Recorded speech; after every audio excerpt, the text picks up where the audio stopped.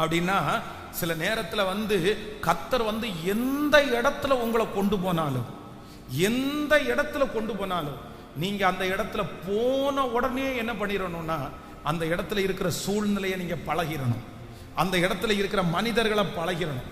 நீங்க ரொம்ப நேரம் அவங்களோட பேசுறதுக்காக அல்ல, ஆனா உங்களுக்கு ஒரு பழக்க வழக்கம் வேணும்ன்றதுக்காக உடனே அந்த சூழ்நிலைக்கு ஏற்றபடி நீங்க நீ ஆகல அப்படின்னா, நீங்க அந்த மாதிரி மாறல அப்படின்னா, நீங்க எந்த வெளிநாட்டுக்கு போனாலும் இருக்க முடியாது.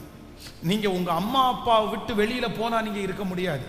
இந்த வாலிப தங்கச்சிகளுக்கெல்லாம் சொல்றேன், கல்யாணம் ஆகிறதுக்கு முன்னாடி அப்பா அம்மா அந்த ஃபேமிலியோடயே இருந்து அது அடுத்ததுக்கு பிற்பாடு இன்னொரு இடத்துல போக முடியாம நிறைய பிள்ளைங்க பார்த்தீங்கன்னா மாடியில போய் உட்கார்ந்து அம்மாட்ட பேசிட்டு இருக்காங்க, மாடியில போய் அப்பாட்ட பேசிட்டு இருக்காங்க. இவங்க இருக்கிறது தான் மாப்பிள்ளை வீடு, ஆனா பேசுறது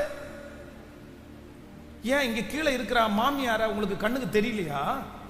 மாமியார்ட்ட ஒரு வார்த்தையும் பேச மாட்டாங்க. அதுல போய் இன்னைக்கு மாமியார் வந்து எதை விரும்புவாங்க? சரி, இந்த பிள்ளை கலகலகலன்னு பேசுதில்ல, கலகல ஒரு டைமுக்கு 4 டைம் அம்மானோ மாமின்னோ ஒரு வார்த்தையை பேசினா எப்படி இருக்கும்? அவங்களுக்கு எவ்வளவு சந்தோஷம் இருக்கும்.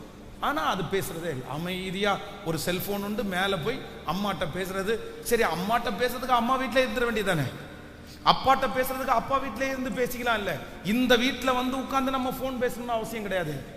எந்த இடத்திற்கு போனாலும் அந்த இடத்துல போன உடனே முதல்ல நம்ம என்ன பண்ணணும்னா, நம்முடைய தனிமையை போக்கிக் கொள்ள வேண்டிய அவசியம் உண்டு.